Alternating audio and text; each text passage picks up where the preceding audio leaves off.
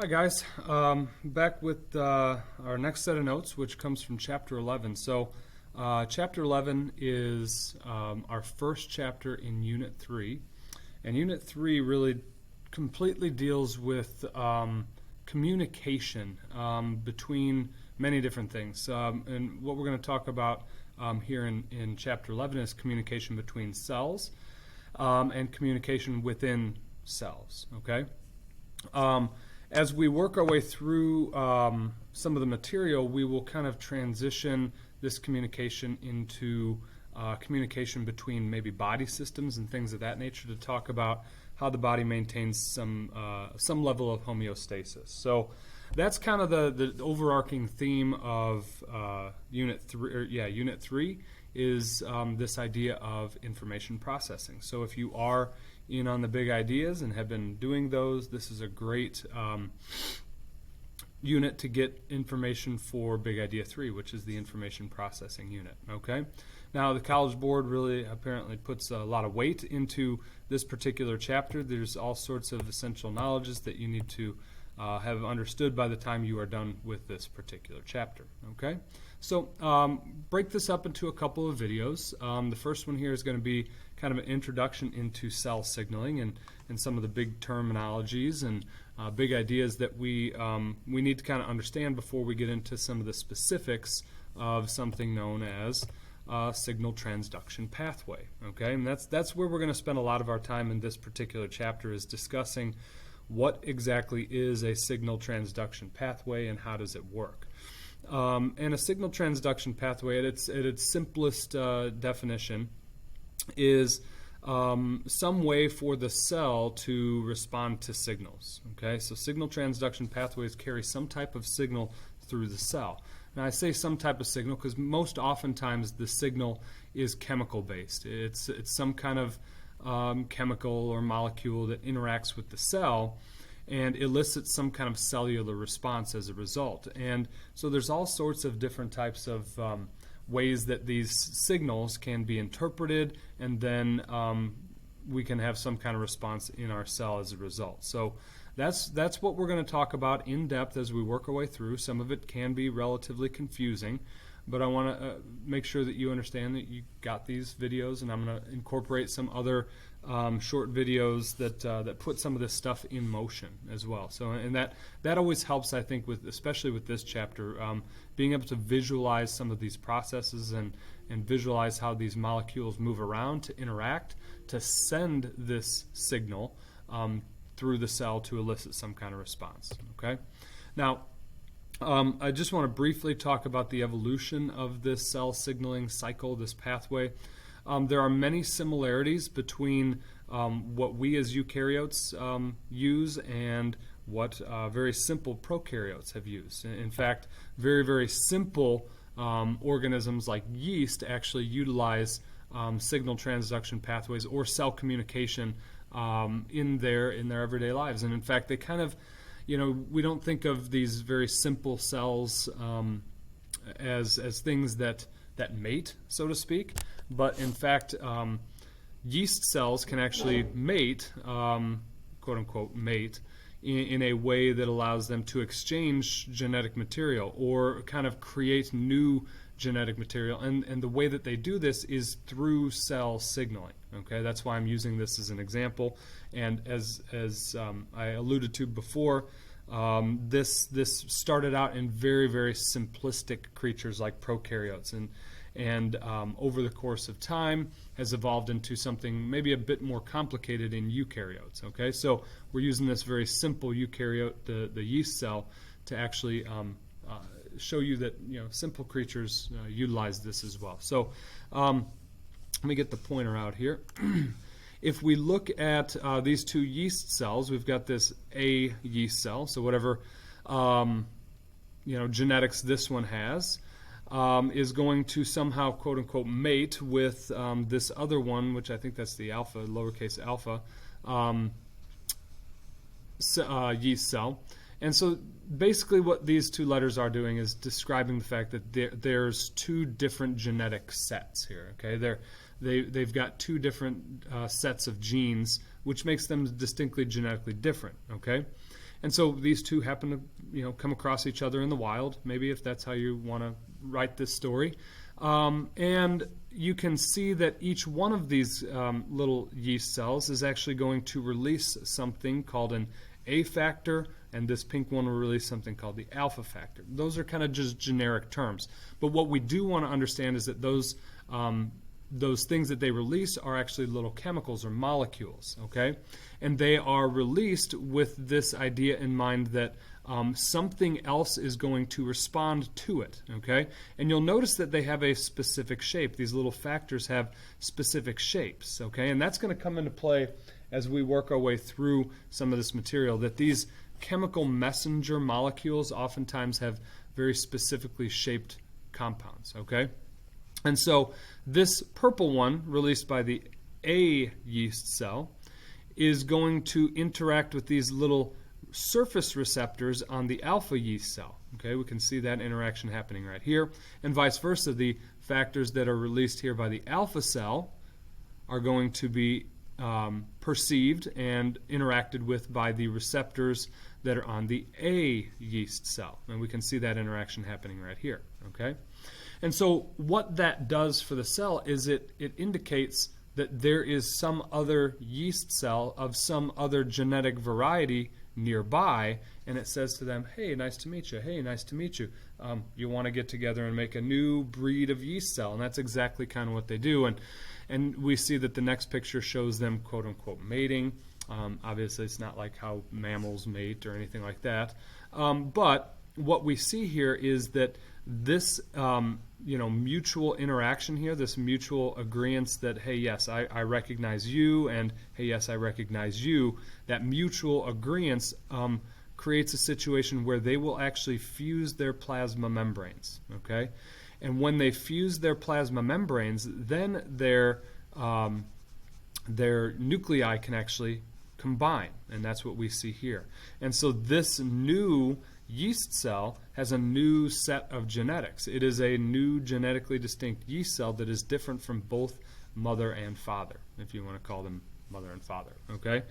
But in this case, yes, they get together to do this mating act because they have these signal molecules that each one of them perceives that says, I recognize you, let's go ahead and do this thing, okay? So let's talk about different types of signaling. I mentioned that there are different signals, and the ones that we're going to primarily talk about in this class, in this particular chapter, are the signals that are chemical in nature, okay? So there's different types of signaling that are generally based around how far apart the cells are when they want to communicate. So in some instances, the cells work or communicate by direct contact, and that's what you see on the screen in front of you. Cells in multicellular organisms may communicate by direct contact with one another. And they do this through something called cell junctions. And what the cell junctions allow these cells to do when they communicate is actually share cytoplasm. And you kind of saw that with the yeast cell in the previous slide, that they had to fuse their cell membranes to do so, but they were basically sharing cytoplasm, okay? Whoops.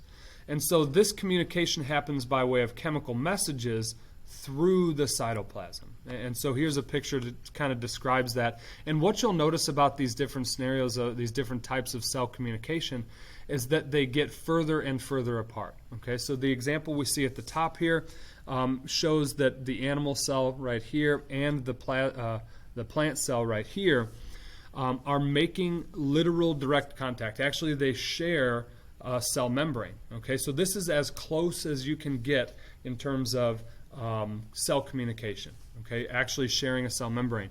And with animal cells, they share cytoplasm through these little holes in that shared cell membrane called gap junctions, okay? And so things, chemical messages, can actually go back and forth between these things. And oftentimes this movement, like any other chemical, happens by way of diffusion. So you think it links directly with what we just talked about in Chapter 7. So in this case, these two simple cells, one of the ways that they can communicate is through sharing of these chemical messages. Chances are this cell on the right has a lot of these kind of triangular chemical messages, and so they're going to diffuse to this other cell which might have few, okay? And so that's how that movement happens, okay? It's not like this directed thing that says where the nucleus says, hey, you should go over to the other side. No, that doesn't happen. They don't talk to each other, right? So how do they get over? They move by diffusion, by simple diffusion, okay? And that's through these big gaps in the cell. Plant cells have something similar, but as scientists like to do, they like to give separate names for this stuff, and the name that they give the gap junctions for plants is called plasmodesmata. They effectively do the same thing as gap junctions, except they're found in plants, okay? The picture we see down at the bottom, we start to see the separation a little bit of these cells. So in the picture at the top, we see them directly connected. They share a cell membrane. They're not moving. They're not leaving each other. The one down at the bottom, the example down at the bottom is still direct contact cell signaling because this cell on the left had to make direct contact with this cell on the right, but those cells at one time were separated. Okay, so we start to see some separation occurring with these cells that want to communicate with one another, and it's depicted down there. But you know, the same thing or something similar has happened. You have some contact, and then there's a signal sent. Now here we start to see a difference in how the signal is sent as well. The minute we start to incorporate distance between cells, we all of a sudden have to start incorporating different ways to send the message. Up at the top, we noticed that the message was just sent through these gaps, right? And it was just sent through simple diffusion. This chemical message goes over here. Now, in this one, we don't necessarily see that. We see this little green molecule interacts with this little purple molecule, and this is very similar now to the yeast cells. Okay, they were separate, and then they came together in direct contact. But here we see these little red arrows, which indicate that the signal from this cell has to be kind of not necessarily modified, but transduced. It has to be taken from one spot and put into another with a proper type of interpretation. Okay, and so that's what makes this part different when we start to incorporate distance between these things. Okay, so let's continue with those other types of cell signaling that are not necessarily considered direct contact. Okay. The first one to talk about is called local signaling, okay? And local signaling uses something called local regulators, which again are oftentimes usually, especially as we want to learn this stuff, are usually chemical messages. They are some kind of molecule or compound that is used as a signal that basically sends a piece of information to another cell, okay? Now the difference here is that this chemical message will actually move a short distance between cells. So in this example here, we saw the cell here had to directly contact the cell here, and the chemical message was attached to this cell and then was interacting with this cell. With local signaling, it is literally a chemical message that moves from one cell through an environment. Usually it's called the extracellular fluid, okay, the fluid outside of a cell, and then interacts with another cell over here. So there is some distance that this chemical message has to transfer from one cell to the other before it can actually interact with the other cell, okay? And we also have something called long-distance signaling, and long-distance signaling is exactly what you would think it would be. Long-distance signaling happens over a very long distance. Oftentimes, these chemical messages are sent through the circulatory system of the organism. And I say of the organism because plants kind of have that circulatory system as well. It's obviously not like ours. We have blood pumping from a centrally located heart through all of our vessels, and we can send chemical messages through that bloodstream relatively effectively, right? But when we talk about it with plants, it's more of movement of stuff through the xylem and the phloem, which are also kind of tubes or pipes, very similar to our vessels. And they go to just about everywhere in the plant, okay? Because plants actually communicate through hormones as well, which is actually quite interesting. So this example that we see, or this picture in front of you that we see, kind of gives a visual representation of both local and long-distance signaling. Now, when we look at local signaling, there's two different types of local signaling, okay? Regardless of what they are, and I'll talk about what their names are, you can see that in each one of these pictures, there is a chemical message, that's these little red dots, that is being transmitted through this blue extracellular fluid to a target cell. Okay, so we see the same thing here. It's a different mechanism, but we still see these little red dots being transmitted through a small space of extracellular fluid to a target cell to elicit some kind of response. Okay, so now the two types of local signaling we can break down into what are called paracrine signaling. Okay, so this one is paracrine signaling, and also synaptic signaling. Okay, paracrine signaling is maybe the more common of the two, because it happens in more types of cells. In synaptic signaling, we only see it in certain types of cells. Okay, so let's just kind of break it down. We have this cell here that is, quote unquote, the secreting cell, and it is going to be responsible for secreting some kind of chemical, some kind of compound. We don't know what it does, but it is meant to share a message with other cells. So we'll talk about some of those specifics, maybe specific examples. I know we'll touch on a couple specific examples of secreting cells or signaling molecules, but in this case it's a generic one. But we see that this centrally located cell right here is responsible for spitting out this chemical message, and we see that chemical message as these little red dots. They're called local regulators, okay? And they diffuse through this extracellular fluid to a target cell. Now, when they reach this target cell, they will elicit some kind of response in that target cell, okay? And we see that if you do read this, and this is where reading the little descriptors in the diagrams really does help. It says the local regulator diffuses through this extracellular fluid. So when this local regulator is initially released, it's in a very high concentration right here. And, close to the cell, there isn't any of it. And so it diffuses like anything else would that diffuses from an area of high concentration to an area of low concentration. Okay, kind of a neat fun fact. And then if we go right over here to the synaptic signaling, we see that this happens only in nerve cells of our body. Okay, so synaptic signaling is basically just paracrine signaling only in a specific type of cells. And the local regulator that is used here is called a neurotransmitter. So those of you who have taken psychology or AP Psych have probably heard of this stuff. We don't get to a lot of it in this class, but neurotransmitters are chemical messages that are meant to send a signal to another cell, okay? And that target cell is located here.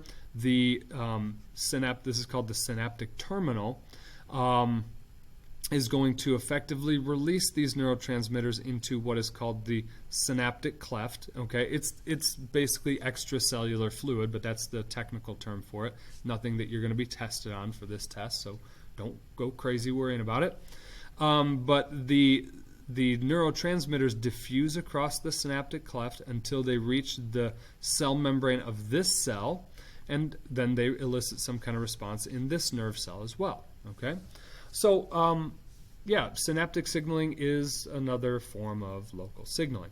And one of the things you'll notice here is, as I mentioned before, local signaling is not direct contact, right? These cells obviously are not making direct contact with one another, but the distances that are traveled between these cells for this particular molecule are absolutely minute. They are generally very, very small. If you've got large distances trying to be traversed by these local regulators in this particular situation, the chemical message diffuses too much, and the strength of the signal becomes lost. So when we're talking about cell signals being transferred through local signaling, the distance that is traveled is in the order of nanometers, okay, or very, very small amounts of micrometers. Okay, these distances between these two cells are very, very, very short, very, very, very small distances. Okay, same thing over here in the order of nanometers, which is 10 times 1 times 10 to the negative 9 or something like that, right? Or micrometers, which is 1 times 10 to the negative 6. Okay, so that's very, very, very short distances. Now, the other form of cell signaling is called long distance signaling, oftentimes done by way of hormones. Okay, not necessarily something called local regulators. Hormones tend to be a little bit more robust. They can withstand a much longer travel. Okay, they can withstand more harsh conditions in this case. And so when we're talking about long distance signaling, the big difference is obviously the type of chemical that is used, which is the hormone, and also the distance that is actually that is actually traveled by the chemical message itself. Okay, depending on where this chemical message is sent, oftentimes on order of a meter or two. Okay, and so for the example here, if the chemical message is sent up from somewhere near the head, okay, which sometimes it is, and oftentimes goes down here to near somewhere towards the genital region, which can happen, it's maybe on the order of traveling a meter or 3 feet. Okay, which is a stark difference between a nanometer or a micrometer, right? So these things can travel quite a distance from the cell that maybe they were released from, oftentimes called an endocrine cell. The endocrine cell is like a glandular cell.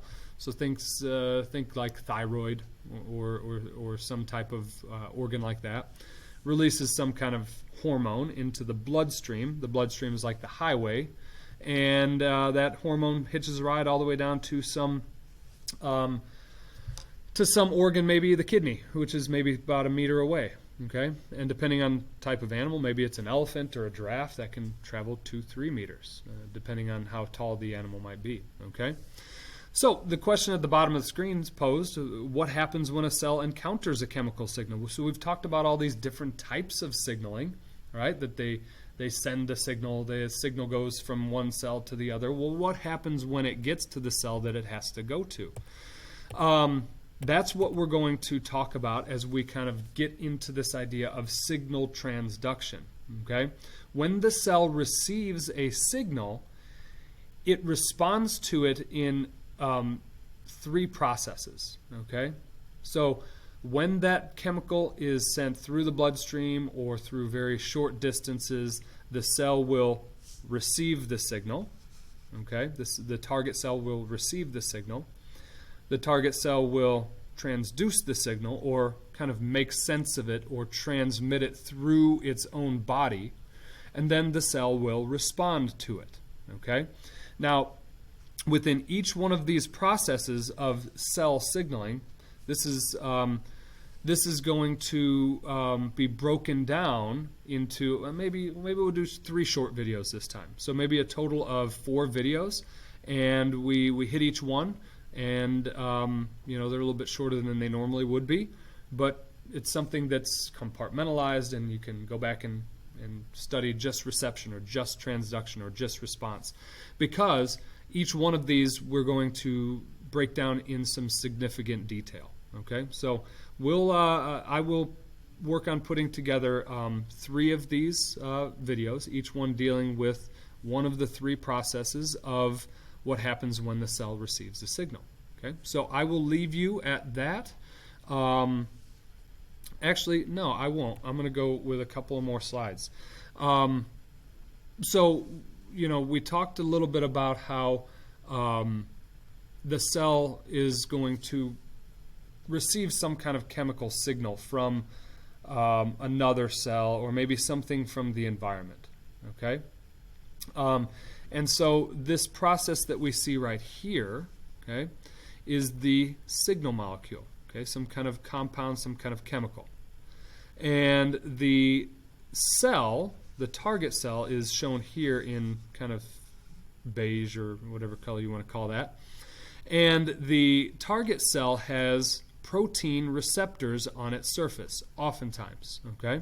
And the signal molecule is going to interact with that receptor molecule. This is the phase or process known as reception of the signal. Okay?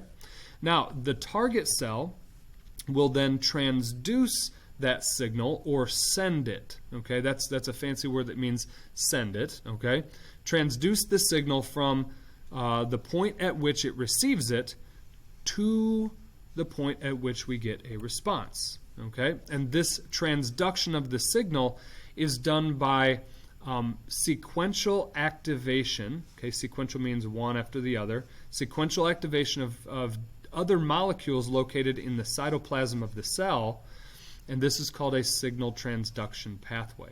Okay, so these little molecules will each be activated, and by the time the last one becomes activated, it can then go ahead and elicit some kind of cellular response. Okay, and that's really the money. Okay, that's what we want to figure out. How does it get to this cellular response, and then ultimately, what is that cellular response? Okay, that's what we're going to try and get to. Okay, so backtracking to what I just said a few minutes ago, I will then make a video that discusses everything you want to know about reception, everything that you want to know about transduction, and then everything you want to know about a response. Actually, the one with the response is actually going to be less intricate and less detailed than the other two, because there are just so many different responses to these things. Okay, but we will talk about one whole and complete signal transduction pathway